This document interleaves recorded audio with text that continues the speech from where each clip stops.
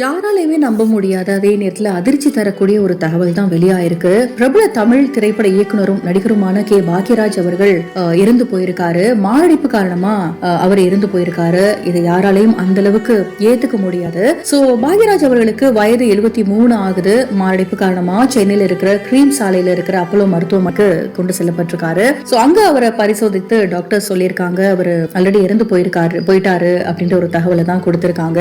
தமிழ் சினிமாவோட மிக சிறந்த திரைக்கதை ஆசிரியரும் இயக்குனருமான பாக்யராஜ் அவர்கள் எனக்கு திடீர்னு காலையில இருந்து போயிருக்காரு. அவரோட மறைவு செய்தி திரைத்துறையை சேர்ந்தவர்களுக்கும் சரி அவரோட ரசிகர்களுக்கும் சரி ரொம்ப பெரிய சோகத்தை ஏற்படுத்தி இருக்கு.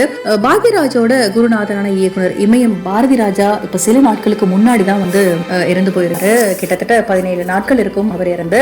அந்த சோகத்துல இருந்தே யாரையுமே இப்ப வரைக்கும் மீண்டு வர முடியல. அதுக்குள்ள பாக்யராஜ் அவர்கள் இறந்து போயிருக்கிறது ரொம்ப பெரிய வருத்தத்தை கொடுக்குது அப்படின்னு தான் சொல்லணும். இயக்குனர் பாக்யராஜ் சுவர் இல்லாத சித்திரங்கள், அந்த 7 நாட்கள், மௌன கீதங்கள், முந்தானை முடிச்சு காலத்தால அழியாத வெற்றி படங்களை கொடுத்தவர். சூப்பரா இயக்கியிருப்பாரு. இன்னைக்கு கூட அந்த படங்கள் பார்க்கும்போது நமக்கு அவ்வளவு ஒரு சந்தோஷமா இருக்கும். அந்த அளவுக்கு ஒரு வரிகளுமே அவ்வளவு நல்லா இருக்கும். இயல்பான குடும்ப கதைகள், யதார்த்தமான கதாபாத்திரங்கள் அப்படின்னு அவரோட திரைக்கதை அவ்வளவு நல்லா இருக்கும். ரசிகர்களுக்குள்ள நீங்காத இடம் பிடிச்சிருக்கு அப்படின்னே சொல்லலாம். சோ பாக்யராஜோட இறுதி சடங்கு அதை பத்தின தகவல் கூடிய சீக்கிரமே வெளிவரும் அப்படின்ற மாதிரியும் ஒரு சில தகவல் தொடர்ந்து வந்துட்டே தான் இருக்கு. எப்படி இருந்தாலும் சரி பாக்யராஜோட மறைவு ரொம்ப பெரிய அதிர்ச்சி. அவங்க குடும்பத்தார் எப்படி மீண்டு வர போற இறப்புக்கு நம்ம சேனல் சார்பா ஆழ்ந்த இரங்கலை தெரிவிக்கிறேன்.